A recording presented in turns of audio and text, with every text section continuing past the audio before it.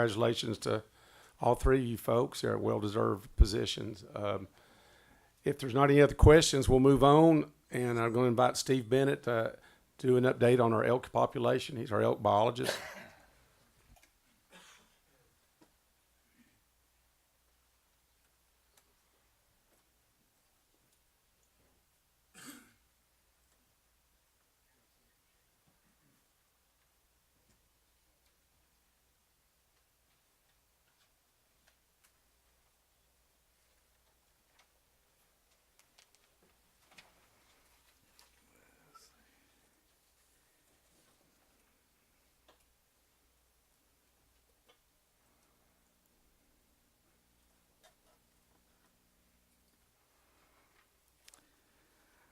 Appreciate the commission giving us the opportunity to come in and speak with you a little bit today about our elk program. Again, my name is Steve Bennett. I'm been with the Elk Restoration Project since the beginning in 2000. And before that, I've been a long-time employee of TWRA. So what we plan on doing today is myself and Dan Gibbs will partner on this presentation. So I'll give the first part of it, and then I'll ask Dan can come up and give the rest of it. I just briefly want to go through some of the history, because some of you may be very familiar with it and some people may not. So I just want to sort of tell you how this thing got started. And it really takes a lot of partners to pull this elk restoration project off. We started in 2000, and these are our original partners. And without their help, we wouldn't have elk in Tennessee. The agencies like the Rocky Mountain Elk Foundation came up with the money, and then these other organizations helped with not only funds but providing the elk itself. And of course, the commission giving the go-ahead to bring the elk into Tennessee. We also have partners that have joined on since this original thing, and one of the big partners that we have is located right here in Chattanooga. The Safari Club International and the Safari Club International Tennessee Valley chapter have been partnering with us and providing us funds for several years. They hopped on just right after the initial releases, and they've been providing funds for us for several years, not only with the elk, but also with other agency projects. So we do appreciate the Safari Club Tennessee Valley chapter in helping us with for instance, our plantings up on the elk viewing tower. They provided seed, fertilizer, and that type thing. So they are definitely a partner that we hope we can partner with for several years to come. The original goal of this project was to bring in 400 elk in 4 years, beginning in December 2000. We weren't able to reach that goal for some reasons, mainly with disease issues. But we were able to bring in 101 elk over a period of 8 years. And our source herds were Elk Island National Park in Canada and LBL in Kentucky. Now, their herd originally came from Elk Island National Park. This is a busy slide, but it's just going to show you the release dates, the number of animals we released, and the origin of those animals. We were not able to get elk into the United States after 2002. We had 132 of them ready to come across the border and got denied in 2000. About 2006, I believe it was. So that sort of curtailed that importation of elk out of Canada, and so we haven't been able to get any more since then. Of quickly, the goals of the project: one, we wanted to restore elk to its former range, where compatible with land uses and where there was local support. So that's how they got put where they are in our elk restoration zone in the Upper Cumberland Mountains of East Tennessee. And two, we wanted to develop a self-sustaining elk herd with wildlife viewing opportunities and sustainable hunting. We've accomplished both of those, but it's still ongoing. And also, we wanted to minimize conflicts between humans, the farmers, and that type of thing. That's a continuation that will be going on as long as we have elk. And minimize the harmful diseases that was a big concern in bringing in these animals in the first place. We had to go through a tremendous amount of disease testing, and it was very laborious. But we did it, and the cattle farmers and the other farmers were, once they saw what we were doing, they said, you know, that's exactly what I do with my cattle. So it made it a lot easier. This is a picture of the elk restoration zone, and this is the border of it. And all the area in green is public area. We got the North Cumberland here. You got Tackett Creek up here. The rest of this pink is private. You've got a state park down here and the Big South Fork, which is outside. All this is outside the zone. But this is the area that we want the elk to stay in. They were released on North Cumberland WMA. All the elk were released there. And I know a lot of y'all have been to the viewing area. You got an idea of what this place looks like, but it's 670,000 acres.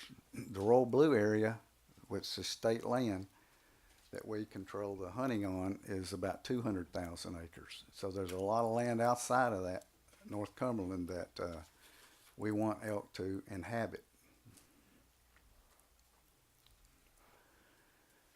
Like I mentioned, not only providing hunting, but providing wildlife viewing opportunities. Every state that has reintroduced elk found that this was a real big form of recreation for people that they may not hunt, but they can sure enjoy the elk.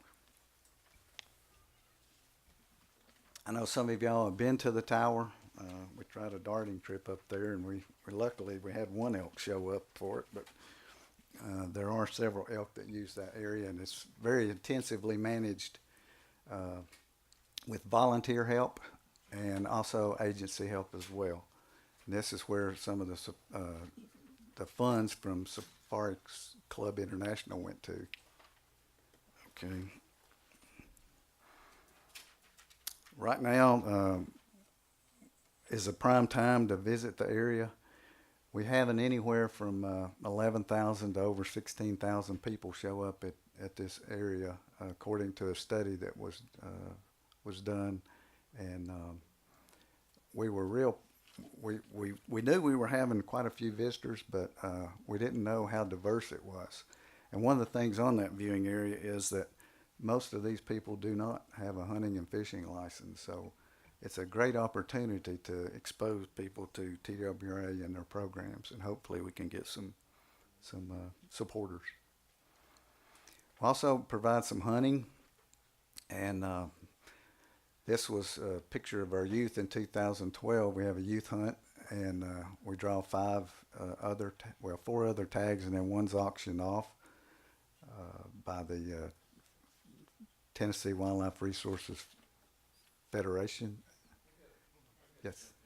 Question, if I might, Correct. Mr. Chairman.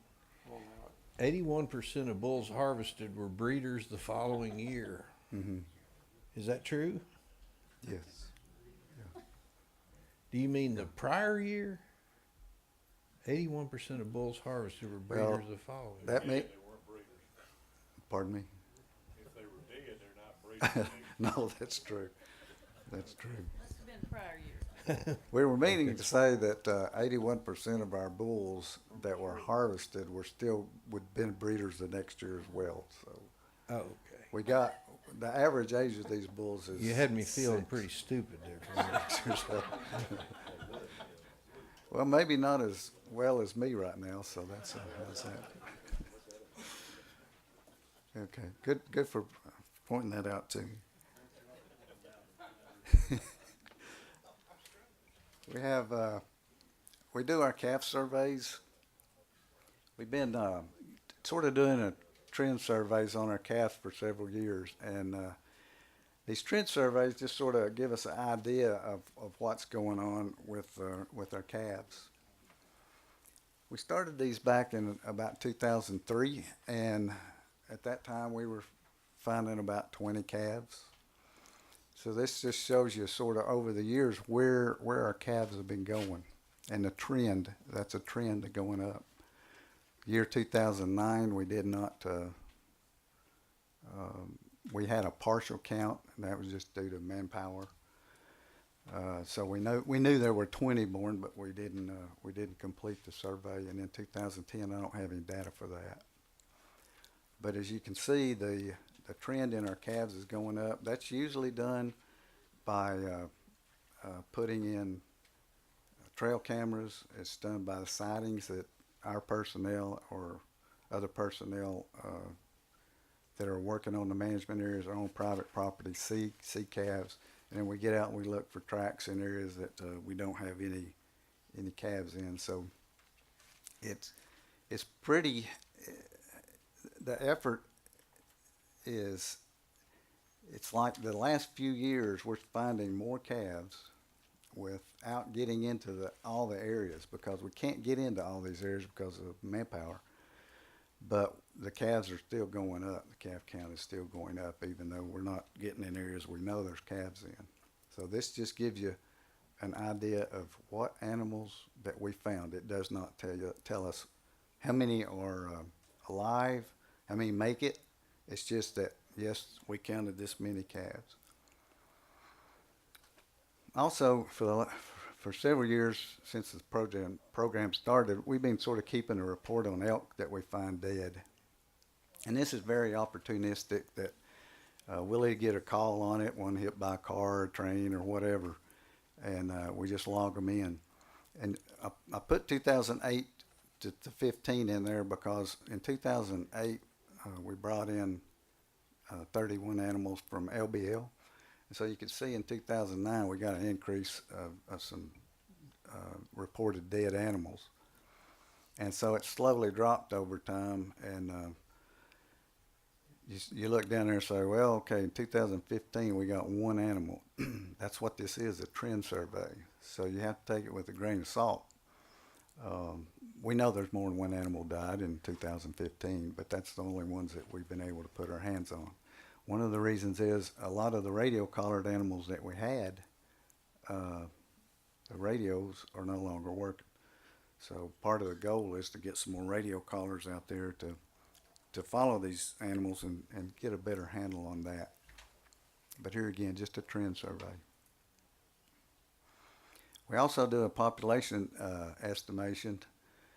We tried a survey in about 2005. We tried a helicopter survey, and we did a helicopter flight in daytime and nighttime, and for several reasons we decided that just was not going to be feasible with the equipment that we had on hand at the time. So we tried to find an easy way to count these animals.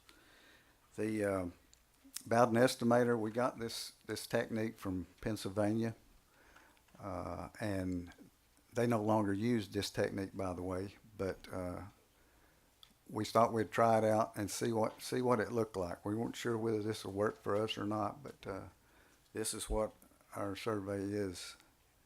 You can see it's conducted in November and December. And basically, it's a mark recite where you radio collar animals. We go out and look for them. We see the animals. We record what we see and how many radio collars we see, and then if we can pick up the frequency or not, we take that information, put it in the program, and the computer spits out an estimate for us. This is the survey figures from 2006 to 2014. And you can see that, you know, it increases there. Well, you got to remember in 2008, we also put 31 animals in, and then we had a decrease. So we're not really as so much interested in necessarily where these points are, but we're interested in trends as well. Where's this survey? What's it showing our elk herds doing?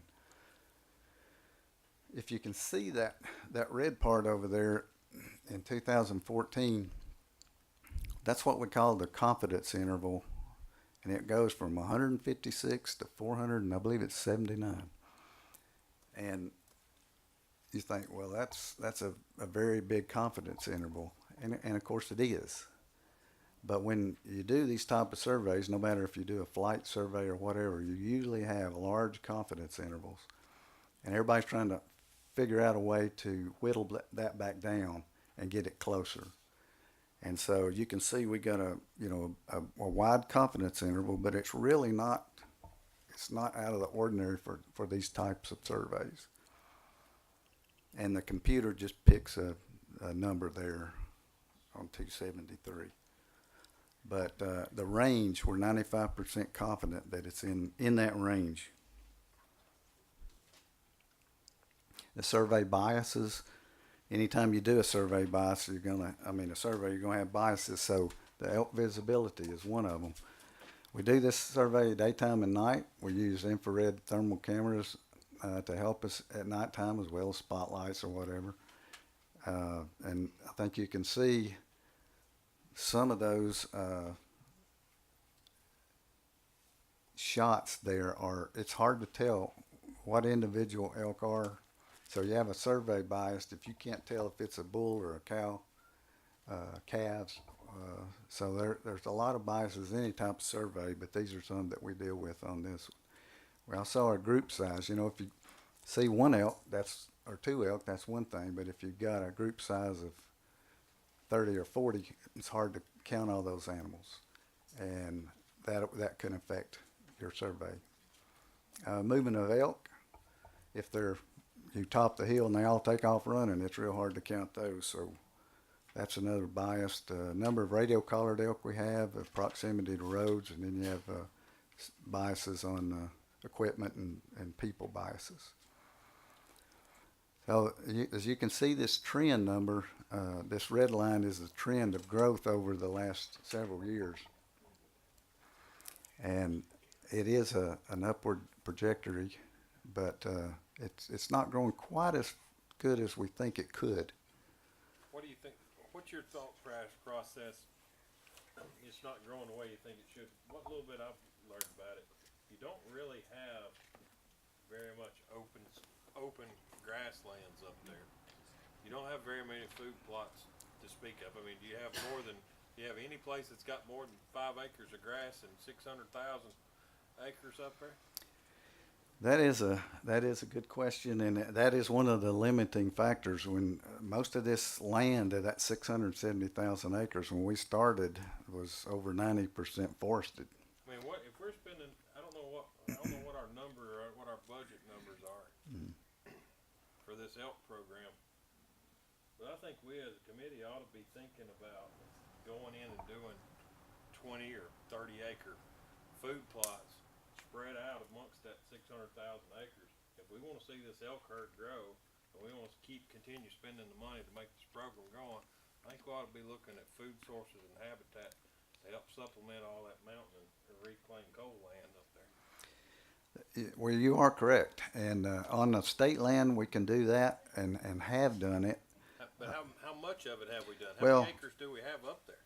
You know, you if you're talking about maybe 200,000 acres or 150 of the original Royal Blue, you know, you may only have, I don't know, less than 1,000 acres of open fields. So, and they vary in size just due to terrain. It's not like West Tennessee where we can have great big ones. So we have to get small ones.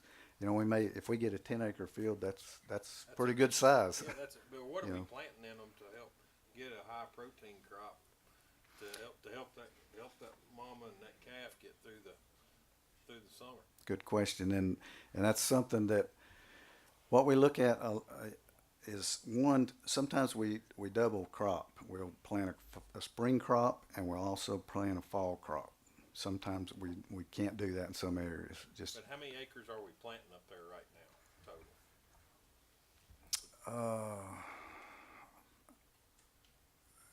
I may have to call for some help, but I think it may be under around 500 to 600 acres. Does that sound close? We're planting that much right now? Mm-hmm. Yeah. And what we usually plant in those, we'll plant some spring crops and fall crops. So like if we were in the fall, which we are now, we planted winter wheat, winter oats. We plant some brassicas.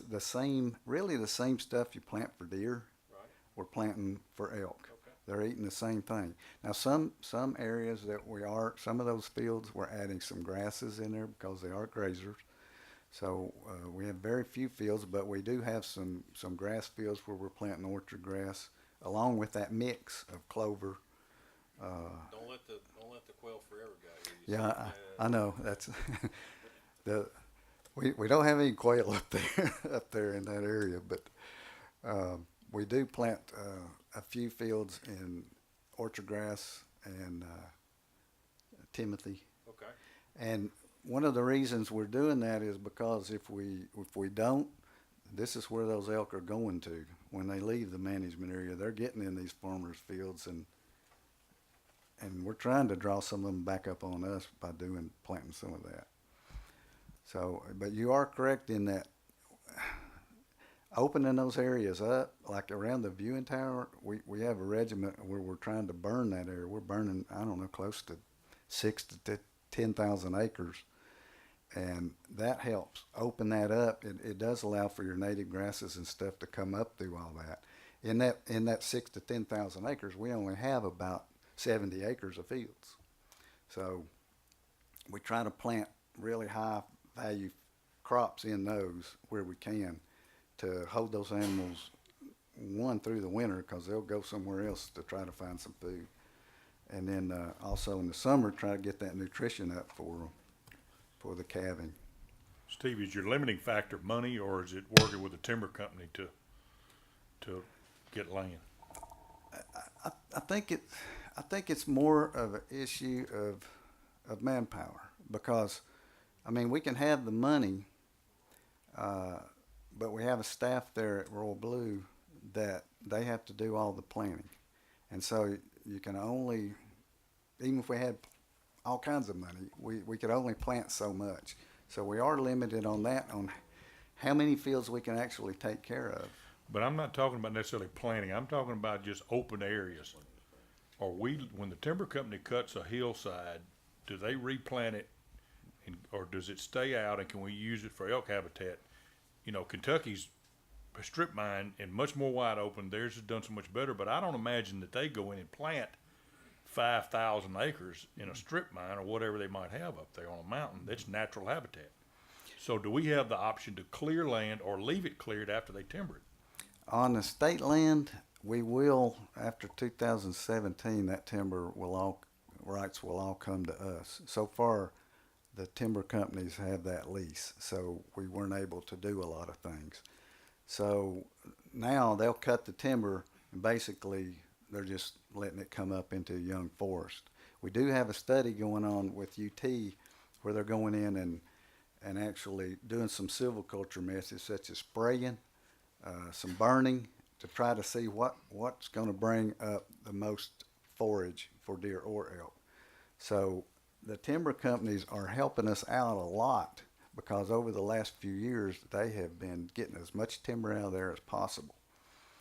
So on state land, we've got a whole lot more open area, but if we don't do anything with it in 5 or 6 years, you know, it's back up into young trees, and then another 10, it's gone. You know, you're going to have to do some real management to get it going. Mr. Commissioner, at this time, I had another comment. Uh-huh. You might be able to help. Our population estimates, I don't think anybody's too excited about, and what would it take? Because, you know, the way I look at it, it seems like our confidence interval is somewhere between failure and success, which doesn't tell us much. What would it take to get some more accurate numbers? You know, is, like Mr. Cox said, is it financial, manpower? Is it cameras? Or, you know, is there anything that we could look at to try to get a little better handle on this? Because, you know, we're somewhere between the elk herd's declined since we started this and some moderate increase, and that's, I don't know, it doesn't really tell us much. One thing, we're not alone in asking that same question. I go to the Eastern Elk Management Workshop of states with elk in the East, and everybody's looking for the method, and nobody has found it yet. We've had a guy come over from Colorado that worked with elk for his whole career, and he said, I don't see how you're going to figure out how many elk you got in the East because of Habitat. the terrain. And he said, in the West, it's easy. We can fly over, they migrate. He said, we can get a good handle on it. But several states are trying different things. And I think that maybe we can do some of this, try to get some of these confidence intervals in, but I don't know. Some of these surveys, that's just the way the survey's going to give you, you know. Right. So some states don't even, they just do a minimum count. They just go out and they'll fly the same area or whatever, and they'll say, okay, we have this number of elk, and then they base hunting seasons on that. So we're everybody's trying to find something, and we're still looking at maybe even do we want to continue to do this, or do we want to do this and something else, and try to get a better handle on that, because the elk herd is growing. I mean, there's no doubt in my mind that it's growing. Our calves are going up. The one thing we don't know is about necessarily how many elk we're losing, but we know we're getting, you know, some calves in. What percentage of calves do you think you're seeing versus to the total? I don't know. 25%, 20%? I really, How many of the dead elk you think you're finding now? You had one that you found. You think you probably got 10, 15? The point is, what I'm trying to make is that you're counting 20 calves or 25 or 30 calves a year. You're probably not counting. You're counting less than half of them. there's a good possibility, because there's areas that there's areas we just got in this year that we'll go in an area and we find maybe 2 calves. We never documented calves over there. We go in another area, we got 6 over there. So a lot of this herd is not just staying on the WMA. This herd's moving out, and so when it moves out, here again, your census is, you got to expand that to try to get out and see what areas that you're going. But I don't have a good handle on what percentage of calves we got, but you know, we've been Well, finding that's an 40. unfair question. The point was that you're not counting all the calves, and No, you're not no, counting no, all no. the ones that are dying. Oh no. How many elk in 2000 and whenever you built the viewing tower, when there like 10 elk that were around there, and now it's about 50? We released 11 elk over there in 2003 from LBL. 2 of them died pretty quickly, and so that herd is built up from 9. I've taken 1 or 2 over there that I've captured somewhere else and turned out, but it's basically built up from 10 or so to there's over 60 some odd for sure. You think that'd be a pretty good indicator of the rest of the mountain? I think that's probably I think that may be the best case scenario, because they get some protection there, and they're intensively managed. They're not necessarily intensively managed on a lot of our areas. So they get the best food, they get some protection in there. I would love to be able to say, yeah, if we take that and put it on the rest of the area, it's looking really good. I'm not sure I can say that, though, because these guys are outside of that are dealing with a lot of issues. Landowners, just just all kinds of stuff, less good quality habitat. So, but I would say is probably some of the best habitat. How many employees do we have specifically dealing with elk on a Me. yearly basis? Me, One? we have one full-time and have had since the project started. Now, we rely on the North Cumberland people tremendously because, you know, I can't do much by myself. So, if anything, like working with landowners, of course, the planning and all that, putting up garden fences or something to protect the farmers' gardens, I'll call on these guys to help. But it could use more people. Mr. Chairman. Director Carter, you have made a royal mistake in this presentation. You give an engineer all these numbers, and he's just salivating over here and running through them.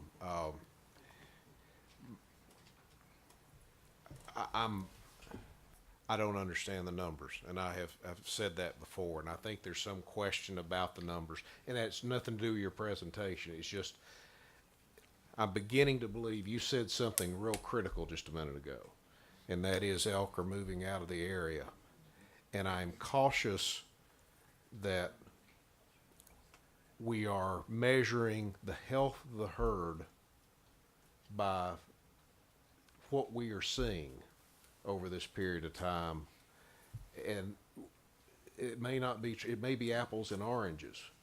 We may have elk moving out of the area, and and again, forgive me, I ran numbers.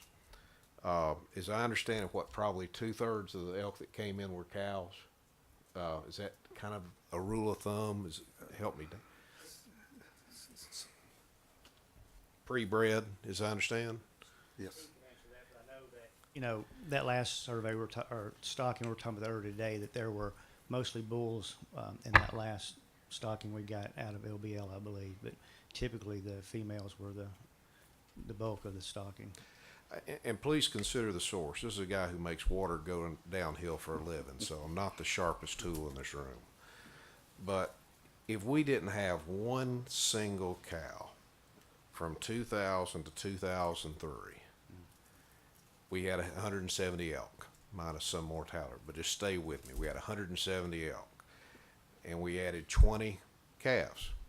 We have 190. You project that all the way up to 2006 when we started looking at, I'll just take it up to 2006. I've got 285 elk. Right. If I lost 10 elk a year, and I don't know if that number's any good, but if I lost 10 elk per year, that puts me at 225. Stay with me. Okay. Since we started the program. Mm-hmm. And I've not given any credit, zero, to the calves that would have been a part of that 170. Right. And yet we're showing a number here of 203. Now again, I've confessed my ignorance on this. There's a feel, and I think there's kind of a uniform feel in the room that, and I'm beginning to believe that maybe the health of the herd and the numbers being produced by the herd that has been introduced to Tennessee may be significantly higher than maybe what we're seeing or projecting, whether it's this move out factor or what. But the correlation is causing me to be cautious. Well, and that's what some of my part of this presentation is going to address, Commissioner Cannon. And Steve could probably give you the numbers. I know that the first 2 years of stocking, we lost a tremendous number of animals. I figured that up a couple of days ago, about a week ago, and I had it written down. I don't remember exactly, but between 2000 and 2003 and had all those animals collared, there was a significant number. And I mean, what, Steve, probably Well, we were 40%, maybe 30? No, I it mean, wasn't near that. It was high. It wasn't that high, but we, you know, some years we would lose 18 to 20. So in 2 years, you know, you could lose 40 elk. Now that number has dropped because those animals that we brought in, when you move those animals, you expect to lose. We were told we could lose 20% of them right off the bat, and we lost less than that. But you expect to lose these animals when you first bring them in. It's leveled out, it seems. Well, and I understand that, and you have my word, I'm not gonna prolong the discussion on the numbers at this meeting. That's not fair to the rest of the commission or the public or staff, quite frankly.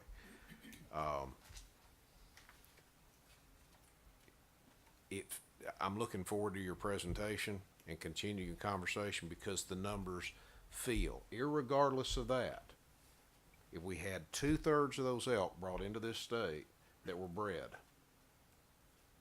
we didn't lose them all. And the numbers feel very, very, very conservative, which normally an engineer likes. But I share Commissioner Cox and Commissioner Teague's thoughts of, you know, if there's something we can be about to help bring more accuracy to this, it disturbs me the radio collars are going out. I'm tickled to death we were part of putting a radio collar on last year. If we need to do more of that, we need to consider that. I think what you're hearing, I think I'm hearing a consensus up here is that we all really want to know what those numbers are, and whatever it takes to get there within reason, I think it would be positively supported. And that's all I want to say. It just feels conservative to me, guys. Commission, Director Carter?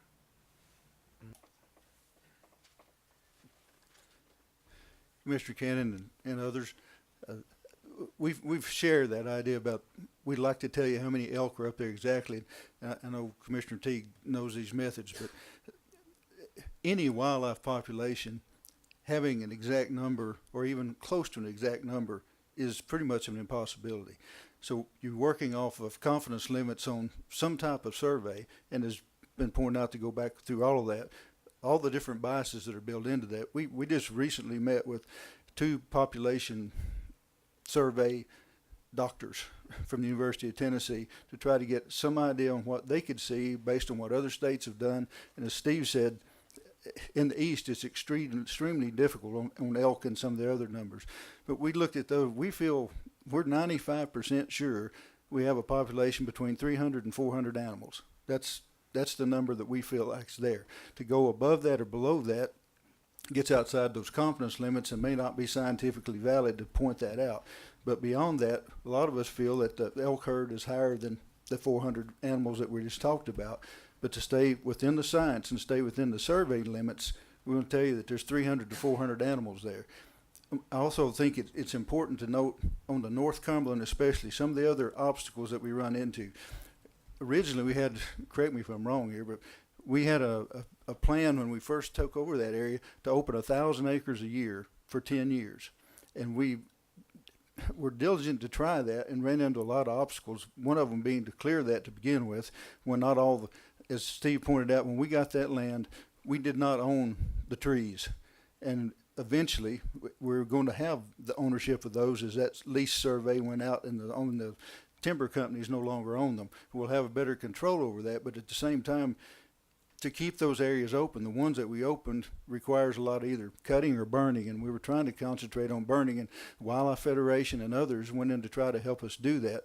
And it's not just necessarily the manpower, that's a huge part of it, but you have such a very small window. If you burn, especially in a forested area, you have to really be able to contain it. And you have to make sure not only if you can contain it, but you can't burn it if it's too wet or if it's too dry. So the confidence areas that you have to go in makes it really difficult to do all that. So we are looking to try to find a way. We talked about collaring more animals and what we could get out of that. We're going back again. Dan, I hope I'm not giving you a presentation here, but when we go back and meet with the population survey experts, that's one of the areas that they're looking at. Is that the most efficient way? Is there a better way to do it to get better numbers? So we feel your pain in terms of not being able to say exactly how many animals we have, but I also want to throw in a couple other factors. The North Cumberland, this is going to get off to the side for a second, but other things we have to, it's not just an elk area, and we have to throw in all the other wildlife populations that are there. From we at one time were trying to establish some quail in that area. And we also followed up with, there's 2 species of migratory birds are there, the golden wing warblers and the cerulean warblers. And the cerulean warblers, it's the highest population of breeding birds in the entire world. And when they migrate back and forth to South America and back, we have to make sure that we've left enough area for those birds when they come back that they're breeding. That's tied up in a lands unsuitable for mining petition as well. That's only on the North Cumberland because the mining that's gone on there in the past and those people who still have some opportunity to mine in that area also ties up into what we can do there. When we open areas, it impacts those two species of warblers. The golden wing has been up for listing as endangered species. If it becomes listed, our management plans on the North Cumberland will change radically. So not to go into all of that too much, I just wanted you to know there are so many factors on the North Cumberland. We can't just manage 4 elk, but where we are doing it, I think they're doing a pretty good job with what they've got to work with and for what we're able to do under those conditions. So anyway, I just thought it'd be fair to note that those things were going on there as well.